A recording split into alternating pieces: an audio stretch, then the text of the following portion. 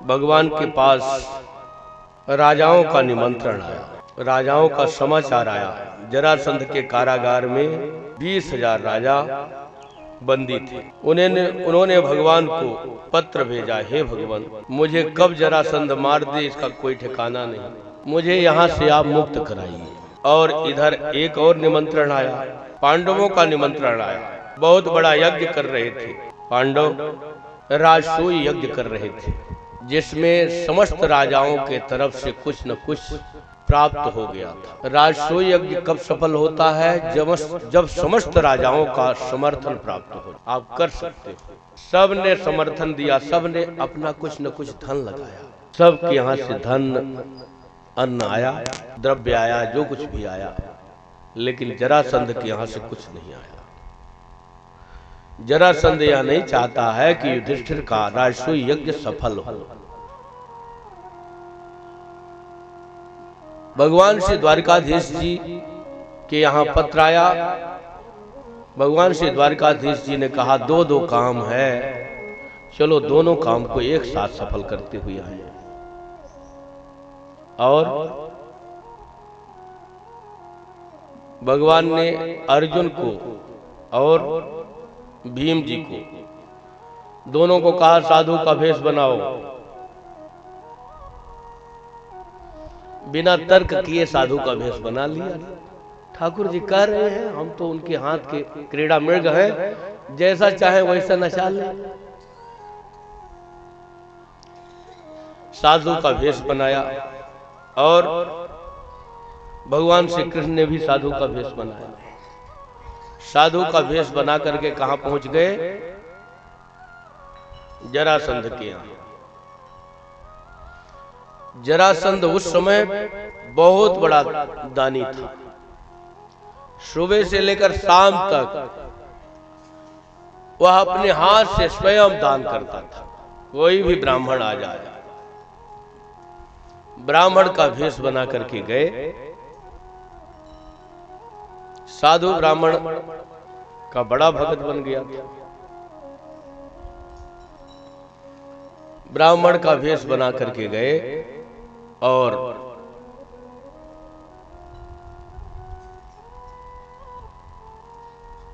वहां पर भिक्षाम देहि में भिक्षा के लिए प्रार्थना किया। श्री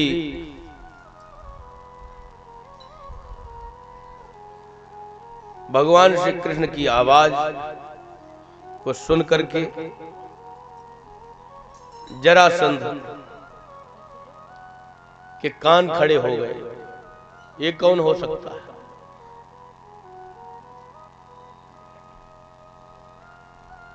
भगवान श्री कृष्ण ने कहा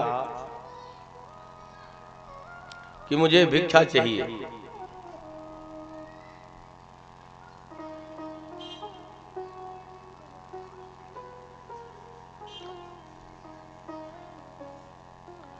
भगवान ने कहा, मुझे युद्ध की भिक्षा चाहिए। जरासंध ने कहा, भिक्षा में क्या चाहिए? उन्होंने कहा, युद्ध चाहिए। जरासंध के कान खड़े हो गए। कहता है, युद्ध चाहिए? तुम ब्राह्मण नहीं हो सकते। ब्राह्मण तो खाने के तेज होते हैं, लड़ाई झगड़ा करना ब्राह्मणों से नहीं आता है। तुम ब्राह्मण हो ही नहीं सकते, बताओ तुम कौन हो? भगवान ने कहा, हमें नहीं पहचानते हो क्या? कहते हैं, थोड़ा सा सख्त हो रहा था, लेकिन अब समझ में आ गया। अरे तू भगोड़ा कृष्ण है, भेष बना कर आया है।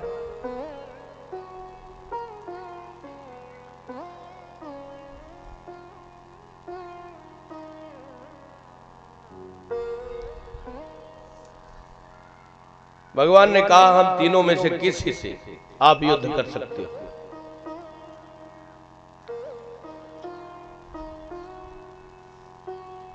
युद्धम नो देहि राजेंद्र द्वंद्वसो यदि मन्यसे युद्धार्थिनो वयं प्राप्तः राजन्यान कांक्षिणः।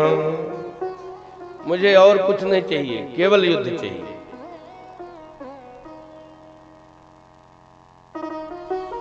जरासंध ने कहा अयम तु वै सातुल्यो नाति सत्तो न मे समः।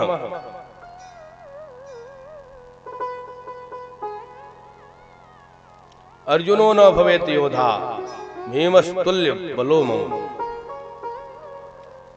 तुम हमारी तुलना नहीं कर सकते। क्यों? मैंने चढ़ाई किया, वहां से तुम भाग चले। दोनों भाई कृष्ण बलराम भाग चले थे ना, रण छोड़ बन करके भगे। तुम तो रण छोड़ करके भगे हो, भगोड़े हो। अपने उसे लज्जा नहीं आ रही है। 17 बार पराजित किया जिसको। एक बार ब्राह्मणों के हित के लिए भग गए, इसलिए वह कह रहा है कि तुम तो भगोड़े हो, तुम हमारे समान बलवान है ही नहीं, इसलिए तुमसे मैं क्या लड़ूं। और अर्जुनो न भवेत योधा, अर्जुन कोई योद्धा नहीं है। बांस की धनुष चलाना उसको आता है, कोई योद्धा थोड़ी है। फिर योद्धा कौन है? भीमस्तुल्य बलो ममो। ये मोटा ताजा दिख रहा है, ये कुछ मुझसे लड़ेगा, भीम से मैं लड़ सकता हूं, यही तगड़ा दिख रहा है।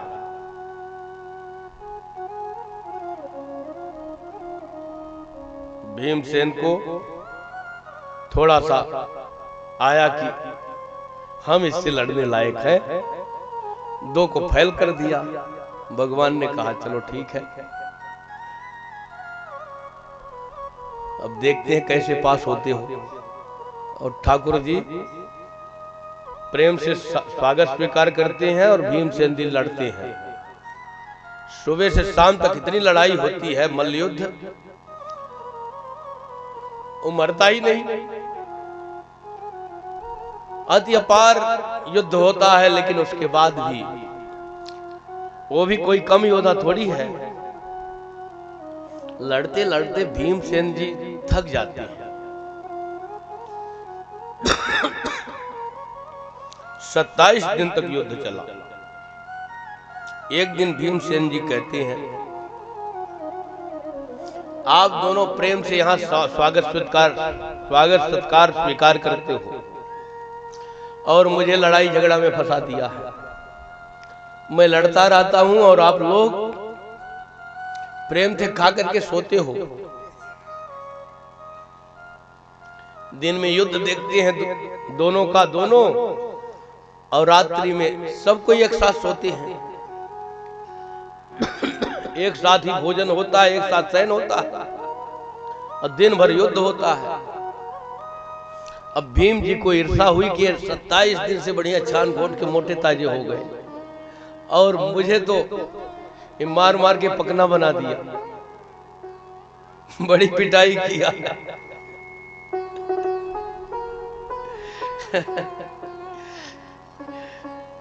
ईर्षा हो गई। भगवान से शिकायत किया कि आप लोग खा करके सोते हो और मुझे 27 दिन से मैं इतना परेशान हूं। भगवान ने कहा आपने मेरी तरफ देखा क्या?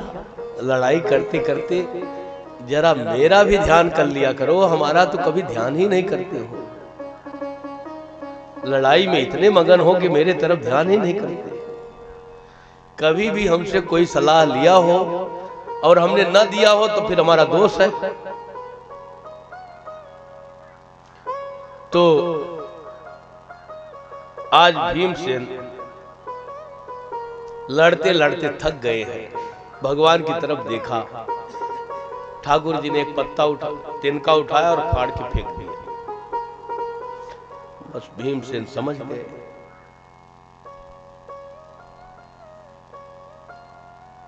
वे उठा करके, जैसे दोनों से जीत जाते थे, जब भीमसेन उठा करके पटके और पकड़ करके एक टांग में अपना दूसरा पैर रखा और एक हाथ से सीधे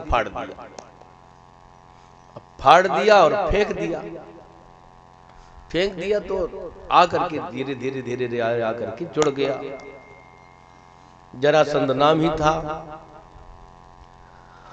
और उसको वरदान था, कोई फाड़ दे तो भी जुड़ जाए। भगवान ने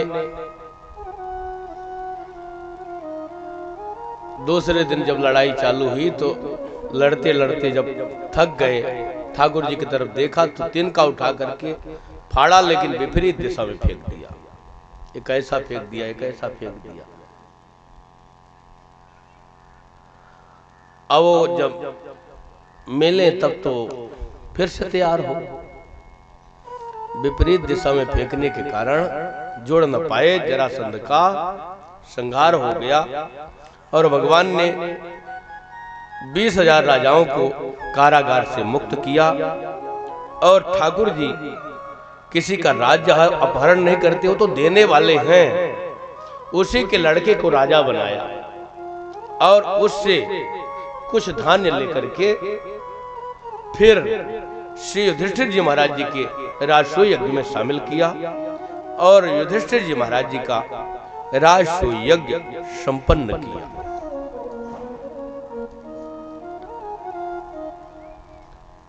भगवान इस प्रकार से नाना प्रकार की लीला, एक बार पौंड्रक का भी उद्धार किया, राजा नृग का उद्धार किया जाकर के, और सब कुछ करते हुए 7 दिन से कथा हो ही रही है।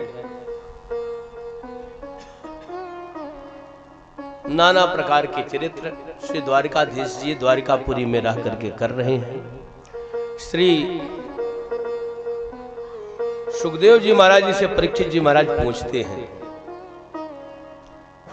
हे भगवान ने किसी दीन के ऊपर भी दया करी कि राजाओं महाराजाओं को ही मुक्त किया? किसी दीन के ऊपर दया करी हो, ऐसा कोई दृष्टांत है? श्री सुखदेव जी महाराज जी को याद आ गई सुदामा जी की। कृष्णस्यासी सखा कश्चित् ब्राह्मणो ब्रह्मवित्तमः विरक्त इंद्रियार्थेषु प्रशांतात्मा जितेंद्रियः। भगवान श्री कृष्ण के बालापन के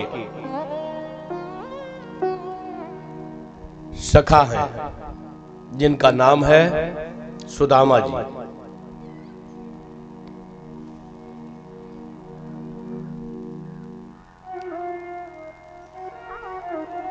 भगवान श्री कृष्ण के एक सखा सुदामा जी बालापन के में थे, जिनका ऐसा हृदय था कि उनके हृदय में भगवान श्री कृष्ण के अतिरिक्त कोई भी उस जगह को नहीं भर सकता था। भगवान ही जिनके एकमात्र धन थे।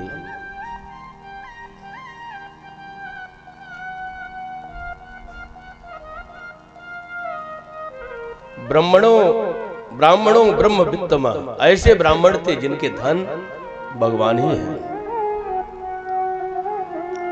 विरक्त इंद्रियार्थेषु प्रशांतात्मा जितेंद्रिय, इंद्रियों के अर्थ से सर्वथा विरक्त थे। उन्होंने इंद्रियों के अर्थ को, इंद्रियों के विषय को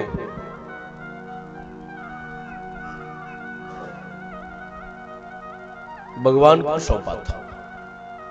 अपने इंद्रियों का विषय भगवान को बनाया था। भगवान की कथा सुनते थे, भगवान की कथा कहते थे, भगवान का नाम लेते थे, भगवान का नाम सुनाते थे, भगवान का दर्शन करते थे, भगवान के चरणों में चढ़ी हुई फूल तुलसी का सुगंधी लेते थे, भगवान का ही स्पर्श करते थे, भगवान का को ही देखते थे, भगवान को ही जानते थे। नान्य शृणोत नानक पश्यत नानद विजानियात। न दूसरे को देखते थे, न दूसरे को सुनते थे, और न दूसरे को जानते थे। ऐसे श्री सुदामा जी महाराज भगवान के परम सखा थे।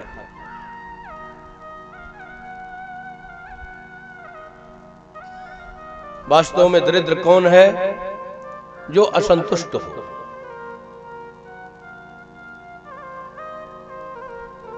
श्री सुदामा जी महाराज संतोषी ब्राह्मण थे। उन्होंने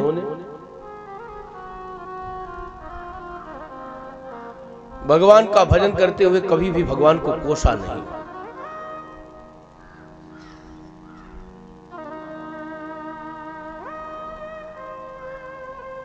चाहे आज खा लिया हो 10 दिन तक भोजन के लिए, भोजन का जुगाड़ घर में न हो, तो भी भगवान को कभी कोसा नहीं। न ही भगवान से प्रार्थना किया, हे प्रभु मेरे घर में कुछ हो जाए तो मेरा गुजारा चले। एक बार श्री सुशीला जी, जो सुदामा जी महाराज जी की धर्मपत्नी हैं, उन्होंने कहा, हमने सुना है श्री द्वारकाधीश जी आपके मित्र हैं। आपने ठीक सुना है, मित्र ही क्या, हमारे लगोटिया यार हैं। साथ साथ खेले, साथ साथ खाए, साथ साथ विश्राम किया, साथ साथ पढ़ाई हुई, साथ साथ निवास हुआ। फिर जब ऐसा मेल जोल था, ऐसे मित्र थे, तो उनसे मिलने की कभी मन में नहीं आती।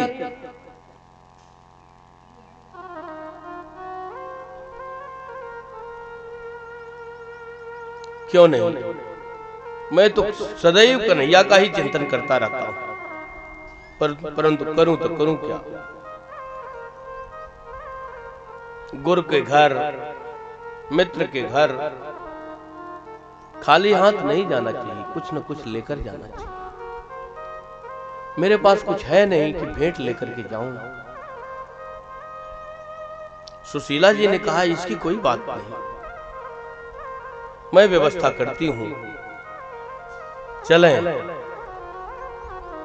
आप दर्शन करके आए। या चित्वा चतुरो मुष्टिन विप्राण पृथुक तंडुलान। सुदामा जी की पत्नी एक एक मुट्ठी चावल लाई 5 घर से, 5 घरों से 5 मुट्ठी चिवड़ा लाई, और एक धोती में जो 4 तरफ से फटी हुई थी, उसको जैसे जैसे जोड़ तोड़ करके 4 मुट्ठी चावल को बांधा है, पोटली बनाई। भिन्न भिन्न जगह के चावल हैं, इसे अलग अलग चावल है, कोई टूटा है, कोई साबुत है, कोई आधा है।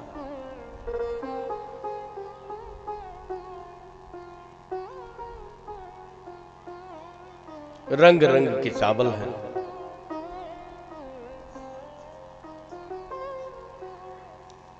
श्री सुदामा जी महाराज चलते हैं।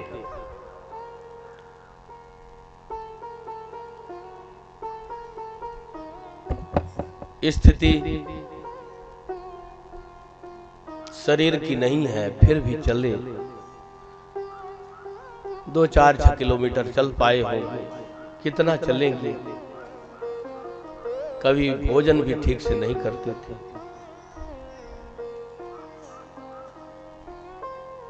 चलते चलते थक गए। एक नदी आई,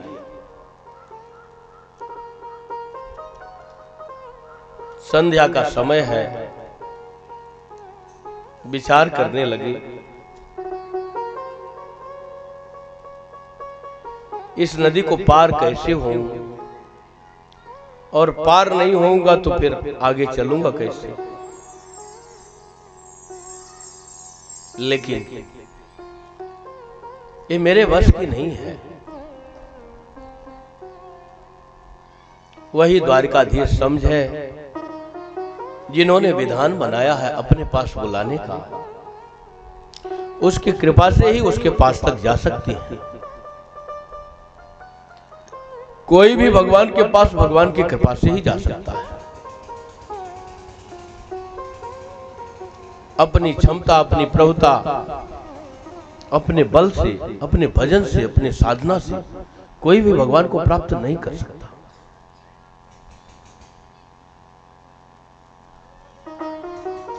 साहब का गरदौर सहज नहीं पावे कोई, सहज में कोई भी नहीं पाता है, बड़ा मुश्किल होता है। लेकिन भगवान कृपा करते तो अति सहज हो जाता है। हुआ क्या, भगवान श्री द्वारिकाधीश जी नाविक का भेष बना करके आए और पुकार लगाई, कोई नदी पार जाएगा, अरे भैया कोई नदी पार जाएगा। सुदामा जी ने कहा, भैया मुझे ही जाना था, यदि आप ले चलना चाहो तो मैं तो उतरना ही चाहता हूं।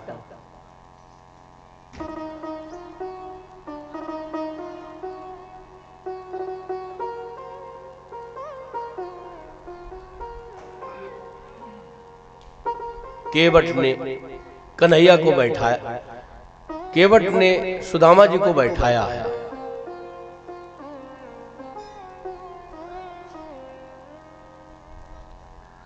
बैठा करके कुछ दूर ले गया। उसके बाद पूछता है, हाँ भैया ये बताओ कुछ है भी कि बस चढ़ ही गए हो, क्या कह रहे हो?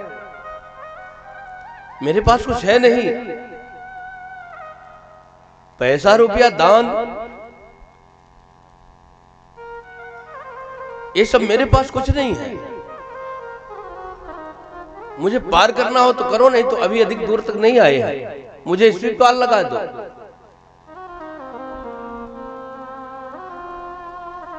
केवट ने कहा, अरे भैया मैं तो हंसी कर रहा था, तुम्हारे जैसे लोगों को तो मैं निःशुल्क ही पार लगाता हूं, आप जैसे लोगों से शुल्क नहीं लेता हूं, आप जैसे लोग निःशुल्क ही पार होते हैं।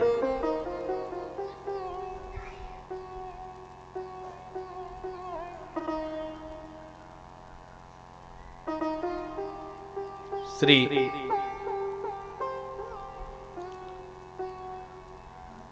सुदामा जी महाराज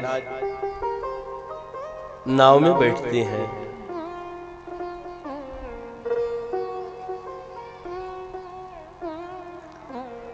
और विचार कर रहे हैं, पता नहीं कितना दूर है, कन्हैया की नगरी कितनी दूर है, द्वारिकापुरी कितनी दूर है। आइए पद के माध्यम से हम मंगलमय भावों का दर्शन करें।